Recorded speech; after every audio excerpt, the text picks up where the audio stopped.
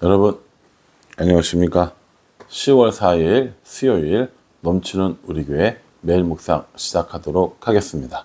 오늘 본문은 열왕기상 12장 12절부터 24절까지 말씀입니다. 백성들이 이 르호보암에게 와서 우리의 노역을 좀 가볍게 해주세요 라고 이야기를 했고, 이 르호보암은 이 노인들과 어린 사람들에게 각각 물어보고 자신에게 유리한, 자신의 귀에 달달한 이야기를 들으면서 내가 더 이 고역을 심하게 하겠다, 짐을 무겁게 하겠다, 이렇게 하기로 결정을 하잖아요. 오늘 이제 그 다음 이야기인 겁니다. 3일이 지났어요. 왕이 3일 후에 오라고 해서 이제 3일 뒤에 왕을 만나러 가는 여로보암과 이스라엘 백성들입니다. 얼마나 좋았을까 싶어요. 기대하지 않았을까요?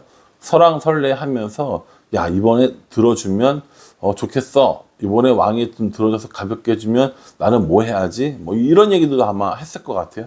또 한편에서는 야, 왕이 우리에게 안 들어주면 어떡해? 이런 얘기도 분명히 했었을 거라고 생각이 듭니다. 어쨌든 간에 이러한 이야기를 생각을 하면서 딱 왕 앞에 나갔는데, 왕이 뭐라고 이야기를 하냐면 12장 12절 말씀에 13절에 왕이 포악한 말로 백성에게 대답할세 노인의 자문을 버리고, 이렇게 얘기했어요. 뭐라고 얘기해요? 포악한 말로. 얼마나 실망이 컸겠습니까? 아, 이제 좀 살만해지는 거 아니야? 이제 좀 괜찮아지는 거 아니야? 라고 생각하고 있었는데, 포악한 말로 이야기를 하고 노인들의 자문을 버리면서 더 힘들게 할 거라고 이야기를 하고 있습니다. 그냥 차라리 그래, 좀만 시간을 주면 어떻게 조정해 볼게 라던가, 아니면 그럼 한번 머리를 맞대고 어떻게 한번 해보자, 뭐 몇 년을 두고 이거 좀 일을 줄여 가보자, 이렇게 얘기를 했으면 괜찮을 건데 더 포악한 말로 이야기를 합니다. 근데 그 더 포악한 말이라는 게 뭔지 한번 들어보실래요? 14절에 어린 사람들의 자문을 따라 그들에게 대답하여 이르되 내 아버지는 너희 멍에를 무겁게 하였으나 나는 너희의 멍에를 더욱 무겁게 할지라. 내 아버지는 채찍으로 너희를 징계하였으나 나는 전갈 채찍으로 너희를 징치하리라. 이렇게 얘기합니다. 징계하고 치리하고 이게 징치거든요. 여러분, 이 아버지가 한 것보다 더 힘들게 하겠다고 하고, 아버지가 너희들에게 고역을 시킨 것보다 훨씬 더 어려운 일들을 시킨다고 하니까 이스라엘 백성들이 화가 나요, 안 나요? 나죠. 그러니까 이 이스라엘 사람들이 반응이 어떻습니까? 야, 그만둬. 우리 너 왕으로 못 섬기겠어. 라고 이야기합니다. 근데 요게 한번 보시면요. 16절에 온 이스라엘이 자기들의 말을 왕이 듣지 아니함을 보고 왕에게 대답하여 이르되 우리가 다윗과 무슨 관계가 있느냐? 이새의 아들에게서 받을 유산이 없도다. 이스라엘아, 너희의 장막으로 돌아가라. 다윗이여, 이제 너는 내 집이나 돌아보라 하고 이스라엘이 그 장막으로 돌아가니라 라고 이야기를 합니다. 여러분, 많이 들어보신 것 같지 않으세요? 요거 좀 들어봤다 싶은 분들은 묵상 잘 하셨다고 볼 수도 있습니다. 요게요, 사무엘하 20장에 나오는 얘기거든요. 사무엘하 20장에 누가 다윗에게 반역을 하냐면 세바의 반역 사건이 일어납니다. 그때 제가 읽어드릴게요. 사무엘하 20장 1절. 마침 거기에 불량배 하나가 있으니 그의 이름은 세바인데 베냐민 사람 비그리의 아들이었더라. 그가 나팔을 불며 이르되 우리는 다윗과 나눌 분깃이 없으며 이새의 아들에게서 받을 유산이 우리에게 없도다. 이스라엘아, 각각 장막으로 돌아가라 라고 이야기했던 것들이 나옵니다. 이때로부터 다윗과 함께 할 수 없다, 다윗과 다윗에게 유산을 나눌 게 없다, 이런 말들은 다윗 왕조 혹은 왕을 이게 대적하는 표현이 됐다라는 겁니다. 근데 그 세바의 반역 때 한 말과 지금 이 이스라엘 백성들이 한 말에 차이점이 하나 있는데, 하나가 더 추가된 게 있어요. 뭐가 추가되냐면 마지막에 16절 마지막에 다윗이여, 이제 너는 내 집이나 돌아보라, 이게 추가가 된다는 거죠. 전에 이 세바의 반역 때는 이스라엘 사람들아 돌아가라 이렇게 얘기했는데 지금 이 그 여로보암과 이스라엘 백성들의 반역에는 다윗 너는 가서 너네 집이나 돌봐. 너네 집 하나 돌봐. 이 얘기를 하고 있는 겁니다. 나라가 나누어졌음을 알게 된 거죠. 이 르호보암이 얼마나 이 상황 판단이 안 되냐면 이제 이 정도 됐으면 야 다시 한번 생각해 보자.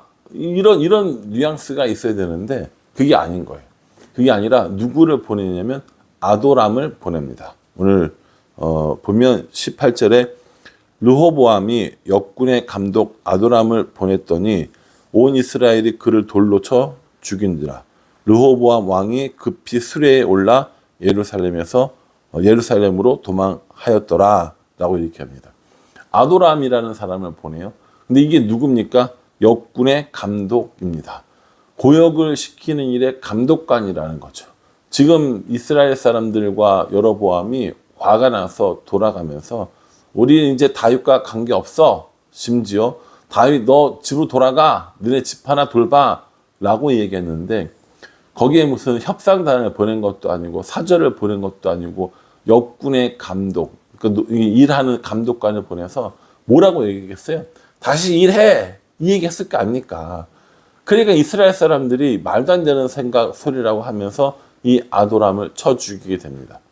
그러니까 이제 르호보암이 그때 심각성을 깨닫게 되는 거죠. 그리고 급히 예루살렘으로 돌아옵니다.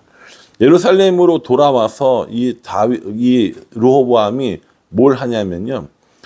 싸울 준비를 하는 것을 볼 수 있습니다. 21절에 르호보암이 예루살렘에 이르러 유다 온 족속과 베냐민 지파를 모으니 택한 용사가 18만 명이라.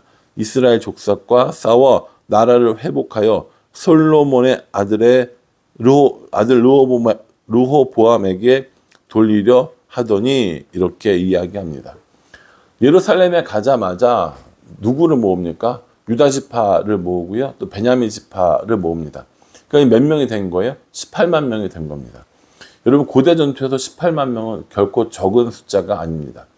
모든 이스라엘의 중심이 유다 지파 그리고 예루살렘 중심이었기 때문에 예루살렘을 중심으로 한 유다 지파와 베냐민 지파가 합치면 사실은 전체 이스라엘 전력의 50%는 된다고 봐야 합니다. 워낙 강한 지파였기 때문에.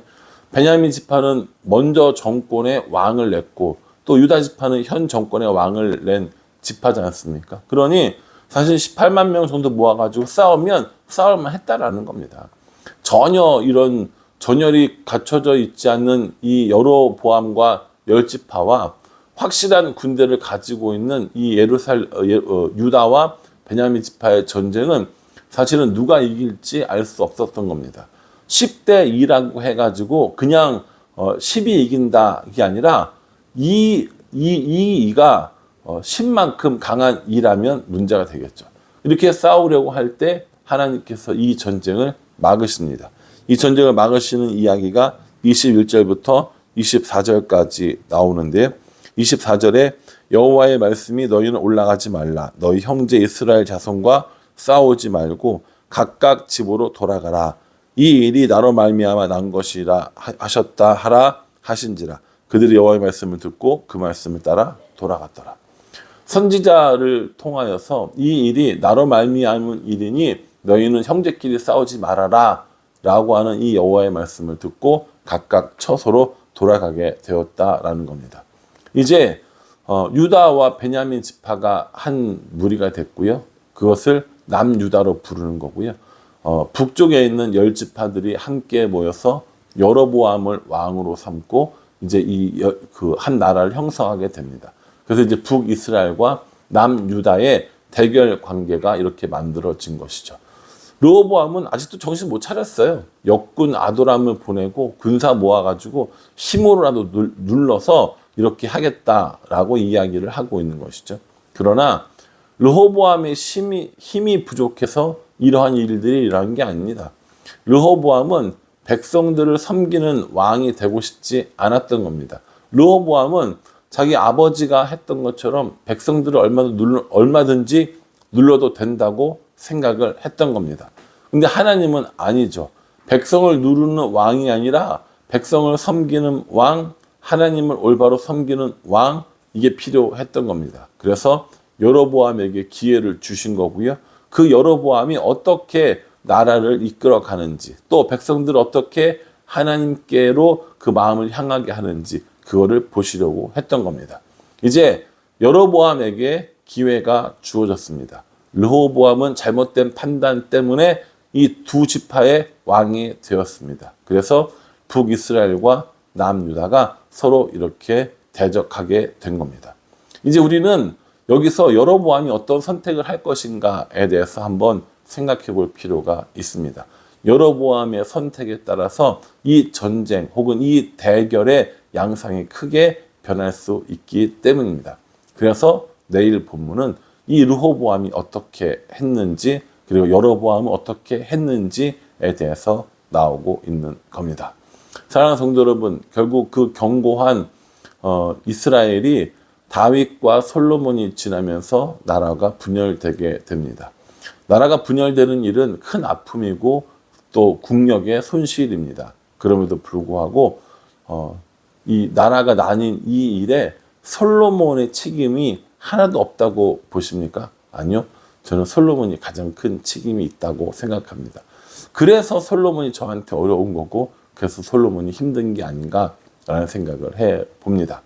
여러분들은 어떻게 생각하십니까? 르호보암의 판단은 정말 옳았을까요? 르호보암이 노인들의 이야기를 듣지 않고 어린 사람들의 이야기를 들으면서 더 강하게 이렇게 이스라엘을 다스리려고 했던 행동은 하나님 마음에도 또 사람들 마음에도 들지 않는 그런 행동이었다는 것을 우리에게 알려주고 있습니다. 앞으로 이제 분열 왕국으로 살아가고 지나가야 하는 이 이스라엘의 모습을 보면서 우리들의 모습을 보기 원합니다. 하나님이 기뻐하시는 일, 하나님이 원하시는 일, 또 하나님과 동행하는 일을 우리가 하지 않을 때에 나라도 분열되는 이런 일들이 있게 된다는 거죠. 이건요, 우리들의 공동체, 어떤 우리들 속해 있는 조직, 우리들의 삶의 모든 터전에 동일하게 나타나는 겁니다. 하나님을 올바로 섬기고 하나님 안에 거하며 하나님의 계명을 지키는 사람들, 그에 반해서 자신의 이익과 자신의 유익만을 쫓는 사람들, 이 두 사람들의 사이에 우리는 서 있게 된다라는 겁니다. 여러분들은 어떻습니까? 하나님의 말씀을 따르고 하나님과 동행하는 자리에 있기를 원하십니까? 아니면 자신의 이익과 자신의 만족을 위해 살아가는 사람들 틈에 섞여 계시기를 원하십니까?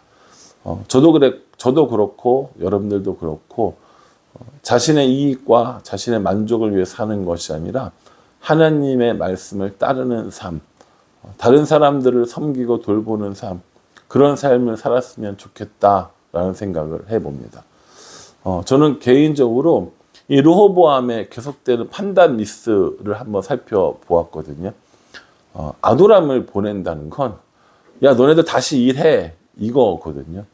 싸워서 싸우기 위해서 병사를 모집했다는 건 내가 무력으로라도 너희를 짓밟아 버리겠어, 이 얘기인 거거든요. 아니요, 그건 하나님의 방법이 아니었습니다. 이스라엘 사람들을 섬기는 일, 하나님께 물어보는 일, 이것이 르호보암이 해야 될 일인데 르호보암은 연속적인 이 판단 미스를 통해서 결국 나라를 분열시키는 왕이 되어버린 겁니다. 저도 판단 미스를 하지 않기 위해서 기도해야겠다라는 생각을 했습니다.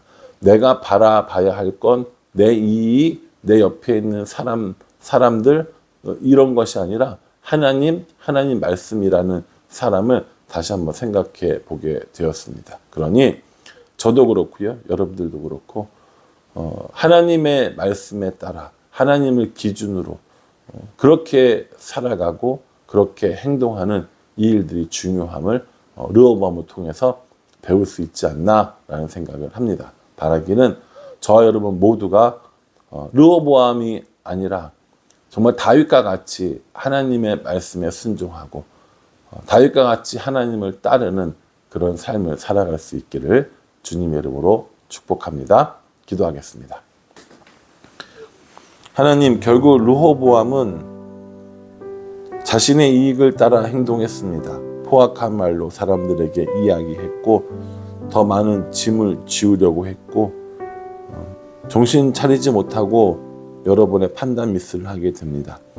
하나님의 간섭으로 전쟁은 막았지만 앞으로 이 불꽃은 여전히 남아 있는 겁니다. 그러니 하나님, 우리도 르호보암의 모습을 보면서 나의 모습을 돌아보게 해주시고 자신의 유익과 만족을 위해서 사는 삶이 아니라 하나님을 위하여 살아가는, 하나님의 말씀에 따라가는 우리가 될 수 있도록 인도하여 주시옵소서.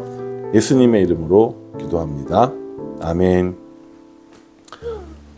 네, 여러분 연휴 잘 쉬시고 출근 또 해야 될 일상으로 잘 복귀하신 거죠? 저는 이제 저는 말레이시아 쿠알라룸푸르에 있고요. 오늘 저녁 비행기로 돌아가서 내일 새벽에 이렇게 도착하게 될 겁니다. 계속해서 기도해 주시고 격려해 주셔서 감사합니다. 저도 여러분들을 위해서 기도하고 계속해서 응원하도록 하겠습니다. 오늘 수요 예배인데요. 전사님 설교 잘 하시도록 기도해 주시고 또 격려해 주시고 큰 소리로 아멘 해 주시기도 부탁을 드리겠습니다. 감사합니다.